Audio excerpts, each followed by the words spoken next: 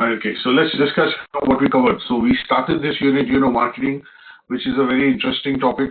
We come across this topic of sales, marketing, price, place, promotions, discounts throughout our daily life. You see this everywhere. You see promotions like advertisement, billboards. So this is a very interesting unit to study because we know that this is something that we encounter in our daily lives as far as the activities of what we're going to learn in this unit are concerned. So in learning outcome 1, we looked at starting off with a basic to develop some basic understanding on what are the principles of marketing. Why does a company need to do or carry out marketing activities? And then we also looked at what kind of activities does the company's marketing department carries out. So we kind of looked at summarizing in learning outcome 1 activities like research they do advertising, they do promotions, you look at discounts, you look at road shows. So different kind of activities, events, and then public relation, or when we see PR, when a company does PR. So we saw some of the activities which the companies look at doing in this particular learning outcome 1. Then in the second part of this, we also looked at understanding how does a marketing department segment the market. That means when I say segment the market, means how does it identify different types of customers in the market, and how does it pitch or sell different products to different requirements and different price points in the market. So this is where we learned the concept of something called segmentation. And segmentation, is basically the process of splitting up, the market into different types of consumers or different types of customers, so that companies can better target and position their products and services depending on the needs, economic, let's put it this way, when I say on the basis of demographics, economics, and behavioral and requirements of the customer. So we looked at segmentation was of 4 different types, and the reason why customers, why marketing department or marketing as an activity looks at segmenting customers into 4 different types is to look at addressing their needs, also look at providing the right set of products to right set of customers, and then also it looks at understanding from a point of view of making sure that it is able to also generate profit by pitching the right kind of products and services to the customers it requires. And then we took an example of understanding how this segmentation is done in 4 types. We looked at that in a bit more detail. So we covered that in learning outcome 1. And the last part of learning outcome 1 looked at, understanding what is the marketing mix. Now, marketing mix, when it was defined by Jerome, in the early 60s, talked about, how they look at when a company actually starts to sell its products and services. At some stage, it needs to define some of the basics of what it is going to sell in the market, and that is what was coined as the marketing mix. So you look at 4 P's initially, and they talked about things like price, place, product, promotion. But over the years, this marketing mix has been expanded into 7 P's of marketing, wherein we've included, physical evidence, people, and processes. And to a certain extent, if we look at the modern times today, we also look at 9 P's of marketing, wherein packaging is also included. And, the additional 2 P's that we looked at have been included from a point of view of, further aiding the companies to position and better sell these products according to the needs and wants of the customers in the market. Then basically towards the end slides, we looked at, also understanding some key concepts like ATHE, which basically is, a framework which allows the marketing department to, kind of align the activities using attention, desire, interest and action kind of a model, which means at some stage, you will see the customer, is only a prospect. The customer is when they buy the product, right? When they buy your product. But at some stage, the marketing activity starts off by creating, some sort of awareness about the products of the company. After the awareness is created, the marketing campaigns or the various activities which are done under the remit of marketing try and create that awareness into, turn the awareness into an interest. And after that interest, it leads to the creation of desire. And then desire leads to the creation of an action, which finally means that the customer ends up buying the product. So this particular model is, utilized in advertising, and this is what we closed off with, looking at in learning outcome 1. Now, after learning outcome 1, we looked at, also understanding some of the key activities which the company needs to do in order to understand better, better understand how they need to sell and what products they need to sell in the market. So the questions that you get asked, like how, when, why, where, are addressed in the second learning outcome, wherein why companies undertake marketing research. So one of the key activities that we studied, which the marketing department carries out, is the activity of market research, and how the data collected from market research then feed into some sort of report, analysis, interpretation of that data, which allows the activities of the, a company to be oriented better to meet the requirements of the customer. Because, if you're trying to, and here I took an example of that, if you're trying to sell cars, but car would be a generic, proposition which the company is trying to sell. But why they have over the years created different models or different types of cars is that cars will have a built-in air conditioning, automatic versus manual, petrol versus diesel, is because there are different requirements which customers have, and their preferences dictate that companies at some stage, if they see there is a viability of demand, for automatic cars or cars with, for example, high speed or luxury cars, then the company does proper research to look at identifying the customers which want, this kind of a product. How much is the market, or how big is the market for this kind of product? How many customers would look at buying this? And they do this research from a point of view of not just, short term, but from a long term perspective, because if they have to create a new model or a new line of models to be able to address this demand, they would look at some sort of, continuity in terms of making profits also at some stage when they start selling this product.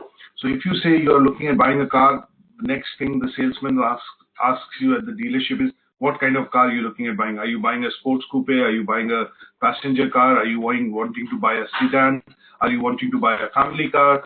And the reason why they do this is they're trying to segment, and understand what kind of product requirements do you have. And at some stage, if I'm going to send a message across to say that, okay, you can buy this car, but if it is not resonating, or if it is not clicking with you, that, I'm trying to buy a 4x4, but they're only sending me mailers, or, invites to attend events which are going to be for family cars, then it is not going to make any interest or draw any interest or attention from you. So here, the activity of market research looks at pinpointing the kind of product that you are looking at buying, why are your requirements for meeting that product requirement, and at some stage they will narrow it down to a specific product which they are going to be able to position and try and sell that to you. So this activity, when we covered, in learning outcome 2, focused on why information is collected, how it is collected, and how does that information, when it is collected, lets the company understand the preferences, details of what you buy, how you buy, when you buy, the frequency of buying, from customers. Another simple example that I would give is that when you look at going to a supermarket, and in some cases, some supermarkets today have loyalty cards. So when they have those loyalty cards, what you see with the loyalty card is that every time you buy a product in the market, what will happen is that they will ask you, do you have a loyalty card? And you give them the card, they scan that card.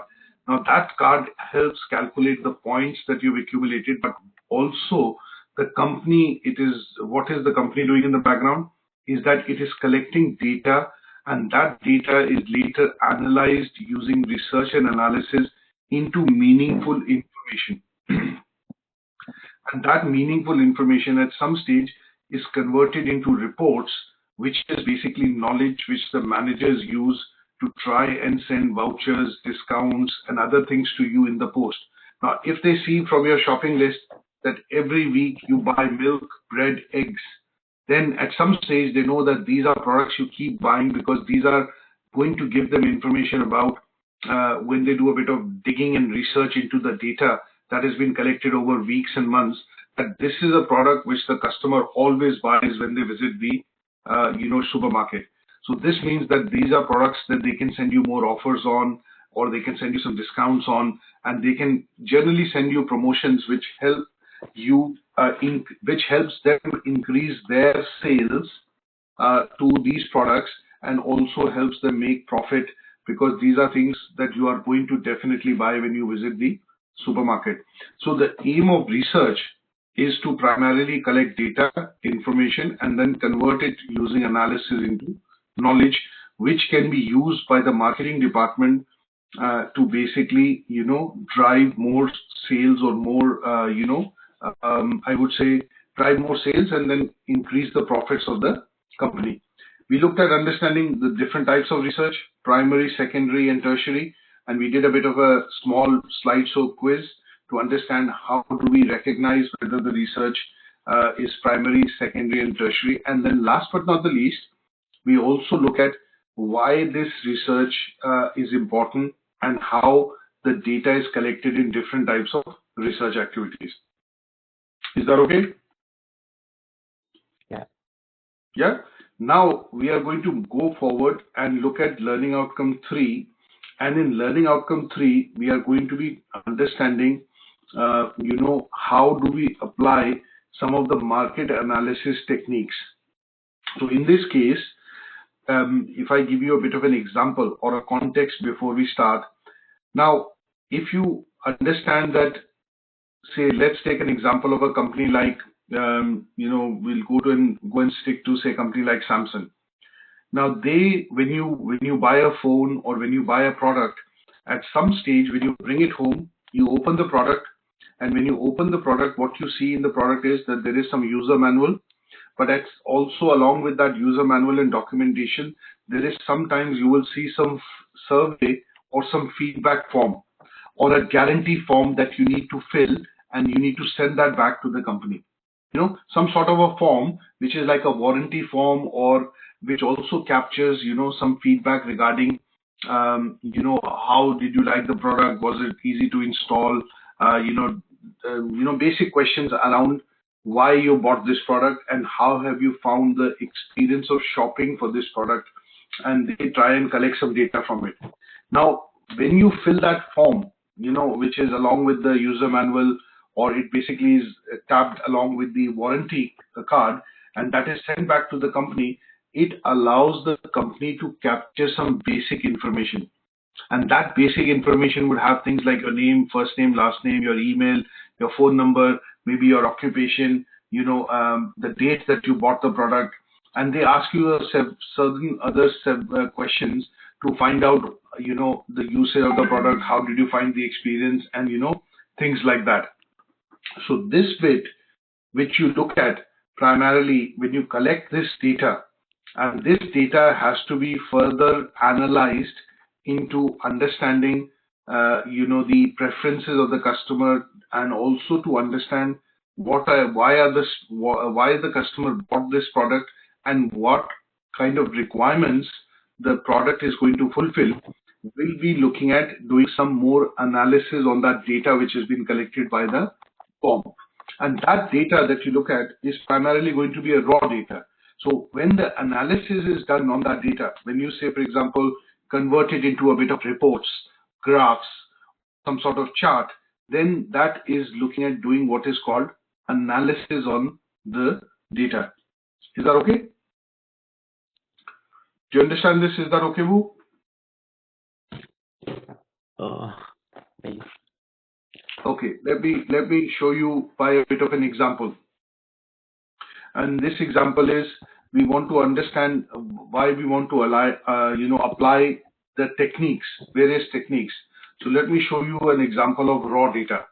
So the reason why I want to show this to you is that it will give you some understanding in terms of how data can be, changed into meaningful information by doing some analysis. So let me show you an example of a current data. And this is something which is within UK Versity. So I'll give you an example. Now we've got a lot of students which are studying, with us on different courses, right? So this is the data of, say, a lot of students, name, email address, phone number, registration number, what kind of course they are doing, whether they're employed or not.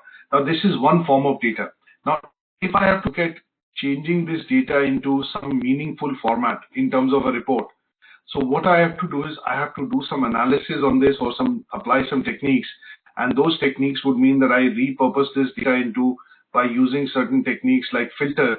What I do is I look at filtering the data. Now this was raw data. If you look at this, we have compiled all the data here, which shows there is no, course which is showing, for example. So it is showing only here on the top. But if I want to look at how many students are there in the particular course, then what I can do is, if I reorganize that data now and then basically filter it, then at some stage what I can do is I can just choose how many students I have on this course. So ATHE level 3, as you can see. So I've got this many. So it is giving me I'm doing some analysis on this data to look at the number of students that I have on the basis of, course. So if you can see, when I start selecting it, this is a bit of analysis that I'm doing. Now, the second bit of analysis that I want to do is I want to have this data shown in some sort of a graph, right? I want to see how many students are studying in what kind of course, but I want to see it visually. So what has happened is I've applied some, statistical tools like graphs and charts, and what I've done is I've created a chart to show that we have so many students in accounting, hospitality, and this is summarizing the data in a format which is good for, immediate view and also for, say, decision making. Now, one of the things that I look at is, if I have to look at it as a snapshot, which is the biggest course in which I have students.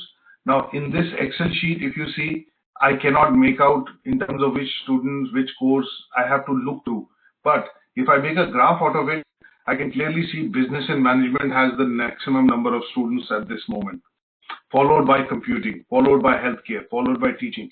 So this gives me a snapshot of how, I can look at taking a raw data and then putting it into some sort of context, which allows me to put this into, some meaningful information. So how do I get data in terms of different graphs? Is the number increasing, decreasing, those kind of things can be done. And this is what is called analysis. This is what is called applying. In this case, when I'm doing it on Excel sheet, I'm applying statistical techniques, which is basically graphs and charts and pivot tables, to understand and repurpose the data and put it in a format which is going to be good for taking a snapshot of the number of students enrolled by course, by looking at year, say for example, by looking at, whether they are current, old students, or, students which are from the, which have completed the course. Is that okay? Okay. Yeah. Now, similarly, when we look at, what do you call techniques? So in learning outcome 3, we want to understand how these techniques, what are these techniques, number one, and second, how do you use these techniques to get meaningful data? So the first thing that we want to understand is, let's understand what does market analysis technique means. What is this term, market analysis technique? So when I say market analysis technique, this is basically, can you think of the word? What do you mean by market analysis, or what does analysis mean? Any idea in terms of what does analysis mean? That's So when you say analysis, what does analysis mean?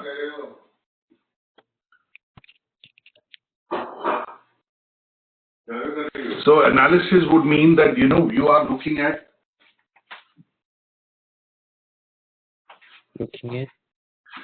So what is the meaning of analysis? Analysis means that you're looking at understanding, some detailed let's put it this way, you're going to try and examine something, and that is what would mean, analysis. So if you're trying to look at something, say in a particular detail, then what you're going to do is you're going to look at all the aspects of that situation. So let's look at an example. As a simple example, first thing is, if you're, say for example, if you're driving a car and there is an accident, so why you had a bit of an accident. So what that would mean that at some stage you would look at, how did this accident happen? Why did it happen? Was I at fault, or was the person next to me at fault? You were standing on the traffic light and then somebody came from the back and, bumped into your car. So that means you are not at fault. So what you're trying to do is you're trying to analyze to find out the reasons why this accident happened. So when you do this in terms of finding out or doing an examination or some sort of analysis to say that why this thing or event occurred, is the definition of analysis. Now, when we look at market analysis, what we are looking at doing is you're trying to do some sort of an investigation, examination again of a number of activities to see, how things could be planned or delivered or, manufactured. So if I look at an example here of market analysis and look at the definition here, would be that the companies always tries to do, some sort of a documented investigation of the market, because they're going to sell products in the market. So here, what they are looking at doing is they're trying to find out, why something occurred, why something happened. So in those cases, what will happen is that you will look at certain set of activities in terms of, let's look at the market. So if the economy is to go into recession, the companies would be willing to understand that how much is the market going to contract? What are the factors which are going to, lead to recession? So when they look at studying those factors, things like the exchange rate dropping or the sales reducing and the government reducing the interest rates, the consumer spending is decreasing. These are factors which they are trying to understand, and they are trying to predict the inventory or the production that they are going to do, so that they do not have, they do not produce goods more than what is required to sell in the market. And the reason why they do this is because they want to understand that if they have a lot of inventory which is not being sold in the market, that means they're going to be incurring costs, interest costs, storage costs, inventory costs, and if that does not sell for long, then there is a issue of the product also becoming obsolete or old. And if they have too much inventory, that would mean that at some stage the company would start losing value or money on the inventory that they have, and this would lead to a loss. So when you look at doing analysis, what companies from a marketing activity point of view is, they look at is how is the market generally faring, how is the consumer pattern in terms of buying, what are they looking at spending, what are the new things which are coming in the market, and that is where the process of analysis actually starts. Is that okay? Is that understood? Or should I give you another example?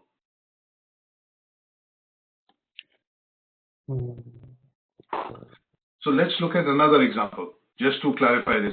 You know that Christmas is generally a season when a lot of companies look at increasing sale, because there is, every year they have to come out with new products and services. Now, this time of the year, when in August, a lot of companies will start to do, research in the market to see what kind of products, what kind of toys, what kind of things, new things will come out in Christmas. So what they will do is they will start studying competitor activity. Like Samsung will bring out a new Galaxy Note, Apple is going to bring out a new phone. Why do they bring out these new phones during this festive period? Is because they see that customers generally would like to spend, and it's a time of the year when it's the end of the year. Customers also have holidays, they have had money, they receive bonuses, and there is generally money in the consumer pocket to buy products or an appetite for buying new things. So in this period, if they have to start preparing for Christmas in December, most companies would have started doing some research analysis already in the month of April, May, June, because they have to come out with new products, new types of services. Now, every year people buy candles, for example, for Christmas. Every year people buy Christmas jumpers, in certain countries. Now, but you see that every year there's a new design or a new pattern of Christmas jumper which comes out. The candles, the perfumes, which every company sells in the market, they come out with a new type of a candle, new type of a perfume in the scent or a perfume in the candle, is because they want to be different from other competitors in the market. So what they do is they start to analyze competitors' activity, study them. Analysis means you're studying somebody to find out what is the activity or what kind of products they're going to bring out. So if a competitor like Samsung has to keep track on other companies, they will study Huawei, Xiaomi, they will study Apple, LG, Motorola, all these companies, because they want to see when are they launching the product, what new features they are going to launch in the product, what is the price point going to be for the product, and they have to somehow look at keeping some of these things under, say wraps. That means they have to keep this confidential till the product is launched. But there's a lot of activity which happens to try and find out this information. And the reason why they're trying to find out is that they want to be the first one to sell the phone or get more customers and more sales for their product as against what the competitors are doing. So different types of techniques are used to do this analysis. And we are going to study the types of techniques which companies use to do this analysis in order to, essentially look at, I would say, understanding market, their competitor activity, and also the consumer preferences, so that they bring out a product which can become a hit product or a hero product, as we call it. A hit or a hero product means that product is going to be a runaway success. That means that product is going to be something which the companies are going to be able to sell more and earn more profit. Now, one of the techniques that we look at in this case is we look at understanding by studying something called SWOT analysis. Now, SWOT analysis is a very basic kind of framework which we study primarily to understand what is called the micro activities which the companies want to track. So here, strengths, weaknesses, opportunities, and threats are going to be, useful for the company to understand that what are the strength areas. Are we ready in terms of introducing the product? Is this product going to be a strength area? Because like sometimes when companies say our camera in the phone is best, we have a camera with twin flash, 16 megapixel. So this is going to be like a strength area for Samsung because no other brand in the market has a 16 megapixel camera. So the pictures the phone takes is going to be the best. Then they are also going to analyze what is the weakness in the product. The weakness in the product could be battery life, for example, because it has a faster processor, more RAM. That would mean that the phone uses more battery. Now, some of the other things that the company would like to identify would be things like opportunities. What are the opportunities? If they are increasing the screen size, like if you've seen in the news a couple of days back, Samsung is looking at introducing the Note 10. And in the Note 10, they are going to increase the screen size to 6.8 inches from 6.5 inches. Now, if you see that, they must have done some research in the market to say that there is an appetite or a demand from customers who want a bigger screen phone. And that is why they are taking this opportunity or a risk, essentially, to introduce a bigger model. Now, when you look at that model in your hand, sometimes you feel that the phone is quite big. But because the phones are becoming more powerful, they are more, they have more battery life, they have more RAM and more capacity, they are also becoming gaming devices. So Samsung sees a market there that when you look at larger screen size, it will also attract gamers who are going to be using the phone or office productivity, because the Samsung Note has a pen in it, or a stylus, S Pen as they call it, which allows you to write and make notes, and it has a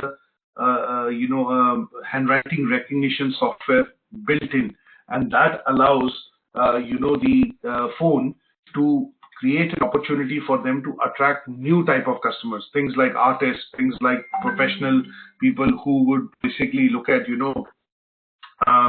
kind of sending or taking notes when they are there. So journalists, for example. So this for them could be an opportunity. What could be the threats?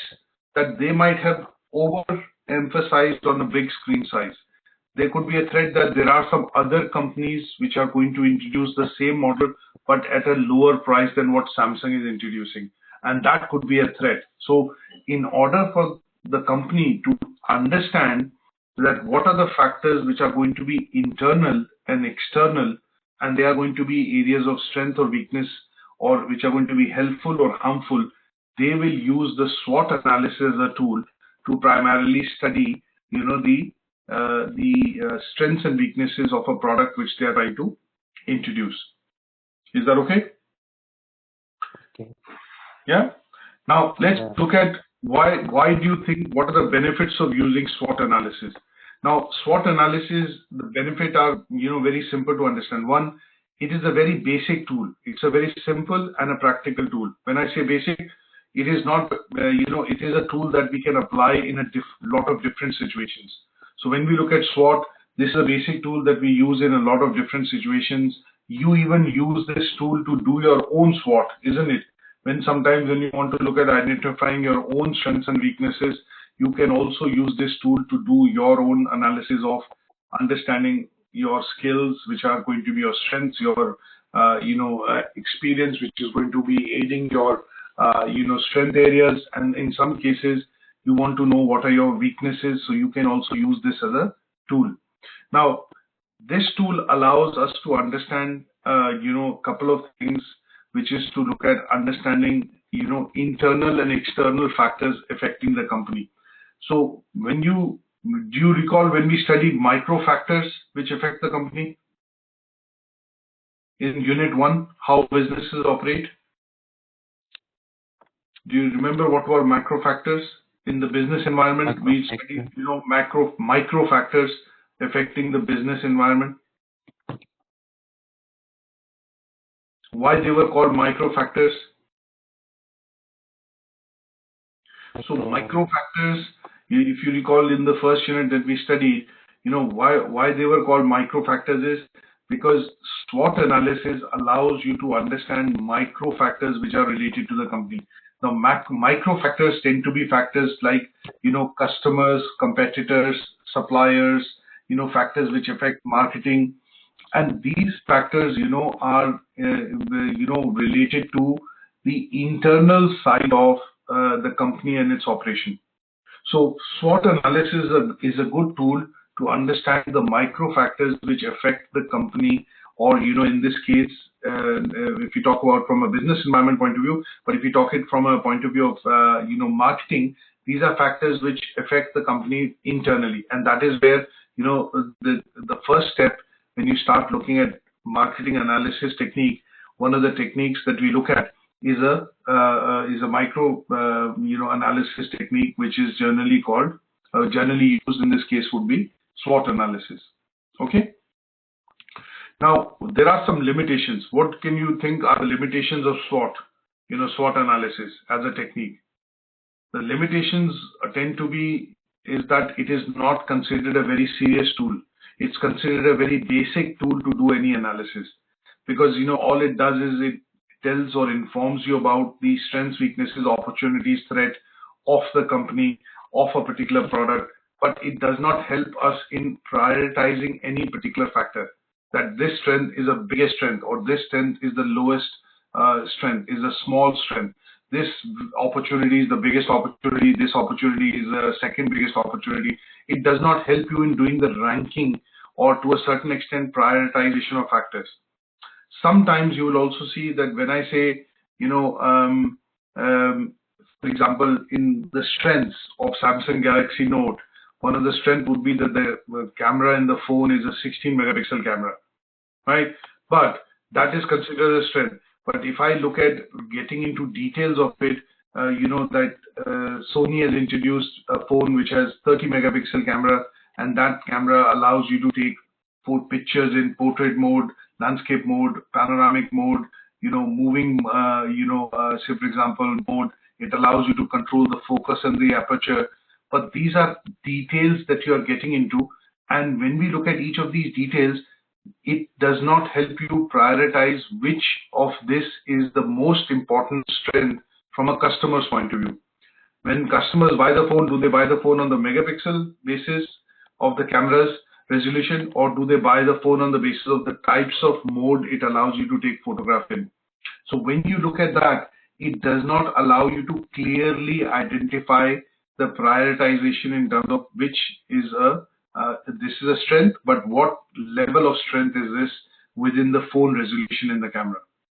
So this particular limitation of the SWOT analysis allows it to be a generic tool and does not allow it to help you understand in greater detail the analysis with regards to competitors or other types of products available in the market. Is that okay?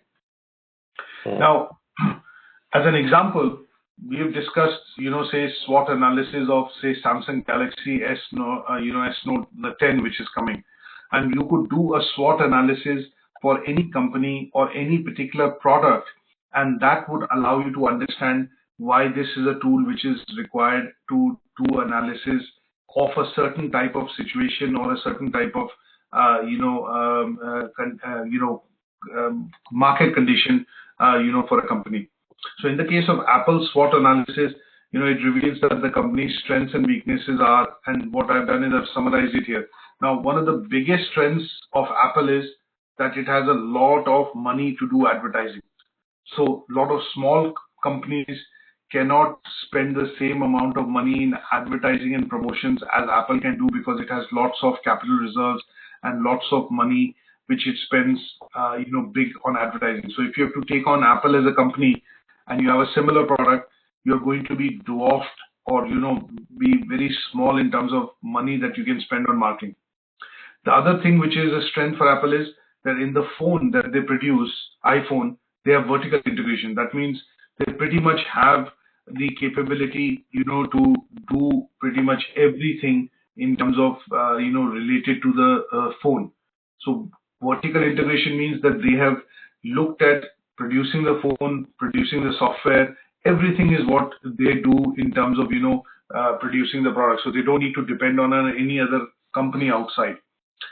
They have now, one of the weaknesses is that if Apple phone sales starts to go down, then the company profit and revenue will also go down, because 54% of Apple's profit today, they come from iPhone sales. 54% of the profit of the company comes from iPhone sales.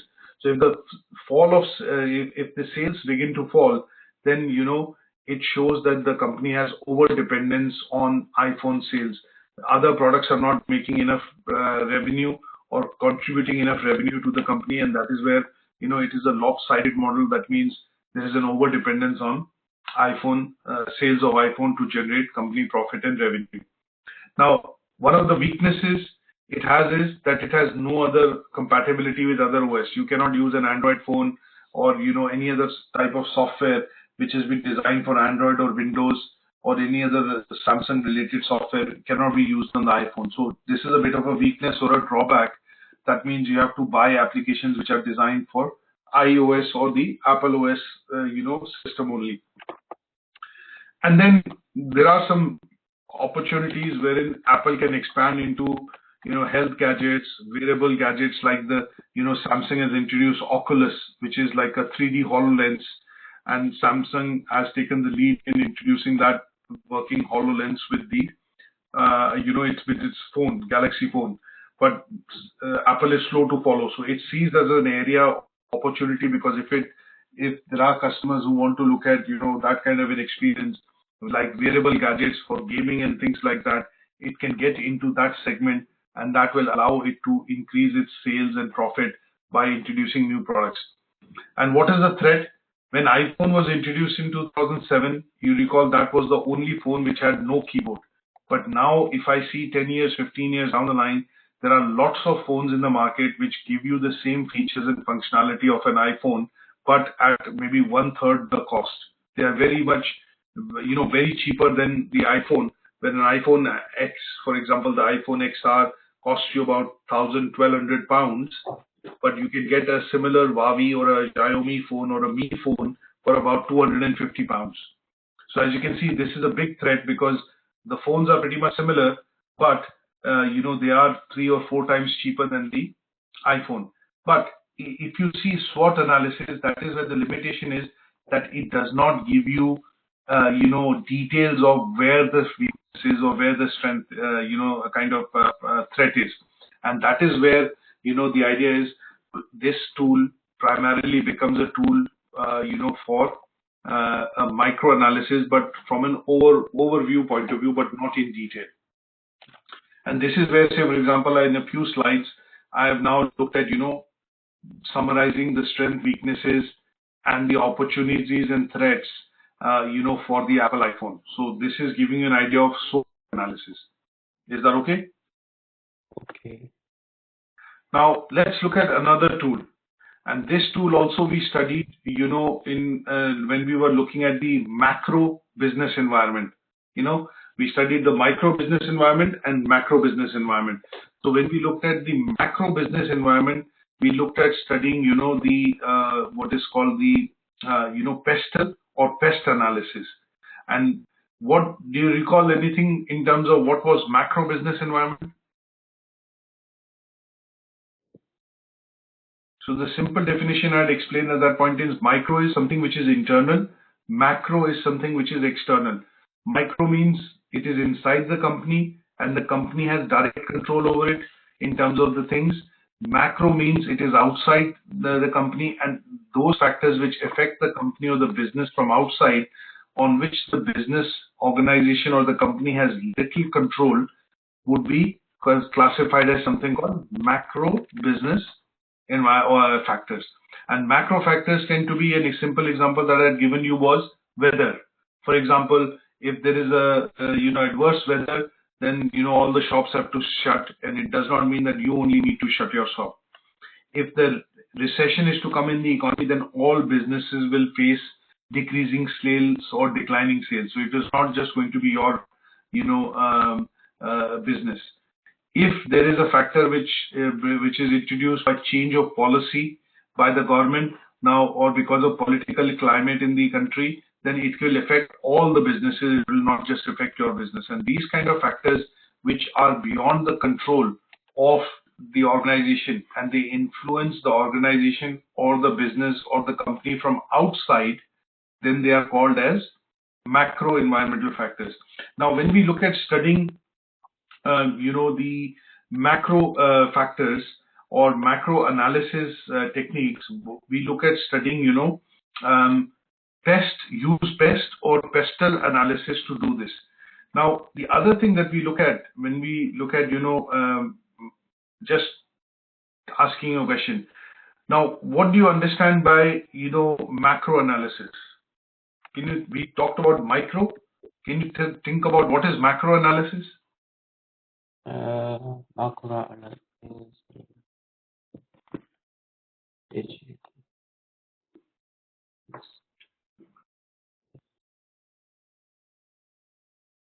What do you mean by macro analysis in marketing, especially?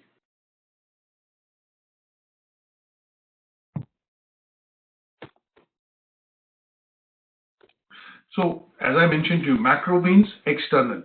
So when I say macro analysis, that means this is a technique which is used by the marketing department or marketeers essentially to understand the external marketing environment. We use SWOT to understand internal marketing environment and factors. Internal is your strengths, your weaknesses, opportunities and threats is internal. Now external, if we have to understand external factors which affect the marketing environment, then in this case we have to study reasons which will affect the marketing plan, promotion, price, product from outside, and those outside factors are going to be studied using something called pestle. So pest is when the factors affect the business or the marketing of the business from political reasons, from economic reasons, from social reasons, from technological reasons, from environmental reasons, or from legal reasons. And that is what is going to be studied in understanding what is called the macro analysis. And we use one of the techniques which is called pest or pestle analysis. So let's look at very briefly understanding what does best allow us to study. Now, one of the things that we want to look at is when you are running a business or when you're working within an organization and in a marketing department, you want to understand what could be the external factors which affect you and how would these external factors change your marketing environment or your requirements that you need to do for marketing. And then when you know these factors or you know these factors which are going to affect you, say for example, the current crisis which is happening in the Strait of Hormuz, wherein Iran is trying to block a lot of oil tankers to leave, and because of the sanctions which US has put onto Iran. Now what that is doing is that is flaring up tensions across the globe, because if the oil supply is to get affected, what will happen is that everything in terms of oil, economy actually runs on fuel. So when you get the goods coming in from China, they go travel by sea freight. If the fuel becomes expensive, it has a knock-on effect on increasing prices for every product in the market. So when you're trying to understand that will this develop into a full-blown crisis, will it become a major problem, then companies are trying to hedge their risk by looking at studying the external factors of how this crisis can affect the economy. So in this case, they are going to study what are called the political factors in terms of the pressure which is being put on Iran to, come to the negotiating table. And a lot of countries are putting this pressure. But this also has a bit of an effect on the marketing of activities that the company is trying to pursue. So the outcome of what you want to understand can happen in the market because of this external condition or the factor which is happening. You are going to study it through what is called pest analysis, and you are trying to study the political reasons, the economic reasons, the socio-technological reasons to understand how this is going to affect or negatively affect the business and the buying of products and services by the consumers. So when we look at using this as a tool, what do? We are looking at why do we use this tool? Because you're looking at gathering data, right? Why do you do any analysis? You're trying to find reasons behind why this thing happened. You're trying to investigate to find out more information or reasons or issues or problems which can actually, decrease the sales or, affect your sales of the product. And that is what marketing is trying to use and understand by the use of this particular tool. Now let's look at understanding pest analysis as a template. So when I say pest, what I've done is I've classified the pest into 4 different types of factors. So the political factors could be lots of political factors. But what are the political factors? So it could be if the change of government is to happen in a country, then the policies could change. The change of government would bring changes in the ministries, changes in the legislation, new people coming into and they might have a different outlook to how they would present policies in the country. So political factors can be a number of political factors, changes in government, bureaucracy, corruption level, changes in taxation. For example, if the VAT is to increase from 20 to 21% in the UK, prices for all the products will start to rise because a lot of manufacturers will not be able to absorb this 1% increase in VAT, and they at some stage will have to pass this increase in the VAT prices onto the product price and onto the customers. So when you look at political factors, there are lots of political factors defined here, lots of economic factors, a lot of social technological factors which are defined here. And that is what allows the business and the marketing department to understand how and what factor can affect the business from outside. Is that okay? Now, when we look at we add E&L, environment and legal factors, then these are the environment and legal factors. So environment, one of the factors which I've given you an example of is weather, weather, climate change, pollution, recycling, waste management.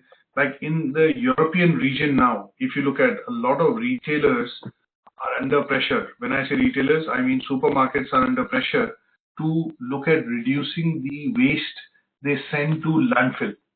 So what the government in most countries is saying is that you should be able to control and limit the amount of waste which is being sent to the landfills in order to reduce pollution.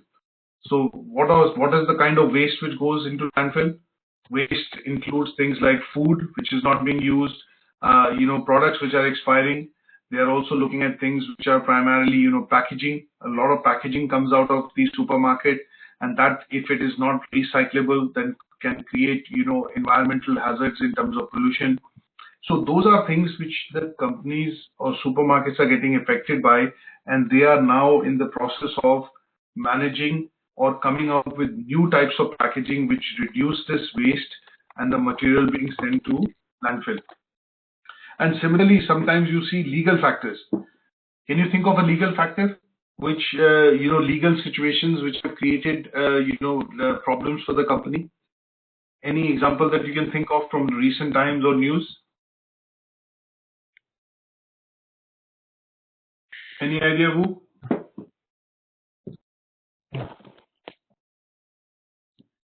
Anything that you can think of legal factors? So if I give you an example of legal here, you see a lot of legal cases which are happening between Apple and Samsung. So Samsung is suing Apple, Apple is suing Samsung to say that they are infringing the patents on the iPhone.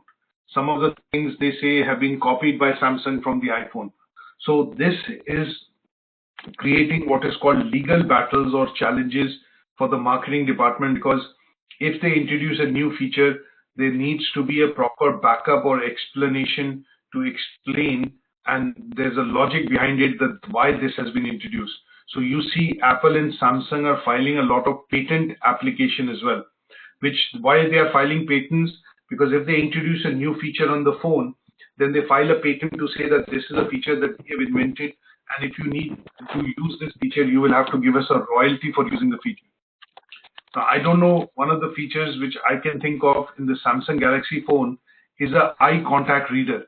In some of the Samsung Galaxy phones from Samsung Galaxy S7 series onwards, they had introduced a feature in the phone, Galaxy phones, which if you're reading with your eye movement, you are able to move the page up and down. So if you read a document on the phone, and as you read, the sensor on the phone can actually see where your eye is reading, and you can move the page up and down, or basically, the screen text up and down. And that was a patent which was filed by Apple. So that is a new feature they introduced. Now, if somebody is to copy that feature, that would mean there will be legal implication for that business, because the marketing department will pick that up and they will say, okay, this has been a patent that we have filed, and you are using it in other products, but without our permission, and that would lead to some sort of a lawsuit. So legal challenges also are things which can be utilized using and built, understood basically using the pestle analysis as a technique. Is that okay? Understood? Yeah. Okay. Okay, let's look at one last thing. So if we have to summarize, what I've done is I've done a bit of a pestle analysis. I've done a SWOT analysis for, say, for example, Apple. And if I have to do a pestle analysis for, let's say Apple itself, then this is something that we can also do using, this particular technique. So one thing which I will ask you to look at would be to basically, I would say, understand, that how you need to do pestle analysis and do it for one company. So as a homework, what I will ask you to do is to do a pestle analysis for a particular product to understand this marketing analysis technique. So you could do this for an Apple iPhone or a Samsung Galaxy phone, and then divide those factors into political, economic, socio-cultural, and technological, in order to understand how marketing department uses this as a technique to do some analysis. Okay.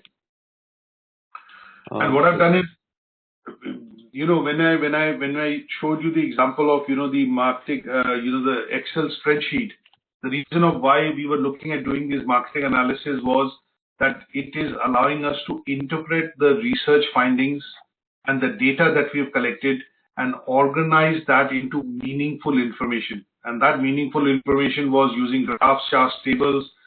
Sometimes you can summarize that into some sort of, a meaningful information, which is knowledge in terms of reports. And that is what the managers actually use to make decisions. Is that okay? Yeah. So what we want to be able to do is understand that why, sometimes you want to look at analyzing research data which has been collected, and that research data which has been collected is analyzed to group it into some meaningful information which can be used for decision making. So with this, we come to the end of covering learning outcome 3, which is be able to understand market analysis techniques, and we need to understand 2 in particular. One is SWOT analysis for micro analysis, and the second is PEST or PESTLE for macro analysis. Is that okay? I have a question. Yes, go ahead. The macro analysis and micro analysis is the same with macroeconomic and microeconomic, same meaning? Meaning is the same. Micro and macro meaning is the same, but we are using micro and macro analysis to understand economic conditions. So the condition, what is you are doing, what are you using micro and macro for? In the first unit, how businesses operate, we were trying to understand business environment or economic conditions. But in the third unit, which is marketing principles, we are using the micro and macro analysis using SWOT and PESTLE to understand marketing techniques, not in economic environment. Okay. Okay. Because I was searching that one, so but cannot find the. The tools are the same. So if I look at, just explain very briefly. If I look at macro analysis, macro analysis marketing. So the tools are the same. What is the difference? There is no difference in terms of the tool. The tools are the same. So when I say, but the context is different. So if I say context, we were looking at in unit 3.23, we studied micro. We also studied macro. But here we studied business environment. Okay. Now in this unit, which is 3.24, we are studying the same, but we are studying it for marketing analysis. So here we are also studying micro and we are studying macro. So here we are understanding what are called the factors affecting the business. When I say the business, let me just make it bigger. So business environment, and here we are studying, what are we studying? Factors affecting the marketing activities or marketing environment. So what is business environment? Business environment is the market that you operate in. But when we look at marketing activities could be promotion, price, place. So we are looking at it from the marketing mix point of view. But the techniques are the same. So for micro, we are studying SWOT. And for here also, the technique is the same. We were studying PEST or PESTLE. So in this case also, in marketing analysis, we are studying the same. But so basically what I'm trying to say is, just to be clear, techniques used are similar. What do you mean similar? What means we are using SWOT and PESTLE. But the reason why we are using techniques, here we were trying to understand business factors which are affecting the business environment. But here we are trying to understand marketing factors like competitors, suppliers, partners. But here we were studying, factors like competition, For example, policies. We were looking at the economic environment, but here we are trying to understand, things which are related to marketing activities. Is that okay? Okay. So slight bit of difference. The techniques that we are studying is the same, but the reasons for studying is, in the first unit we studied economic conditions, but in this unit we are going to use the same techniques to study marketing activities. Okay? So what I'm going to do is, after this presentation and the session today, I'm going to send you this presentation slide along with the recording, and also a bit of a handout with examples of SWOT analysis of marketing activities and PESTEL, how it is applied for marketing activities. Okay? Okay.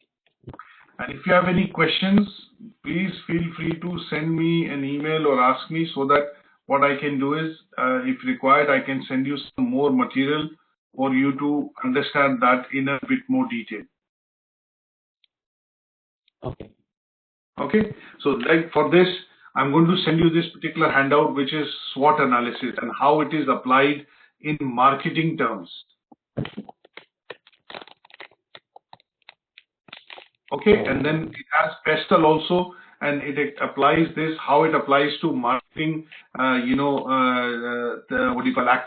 or marketing. How does it allow you to do marketing analysis, using PESTEL? So this handout is going to be useful because it gives you an example and also tells you how it can be applied to do, market analysis for this particular learning outcome. Okay? Okay. Okay. Okay, good stuff. Any other questions, Wu? No. Okay, good stuff.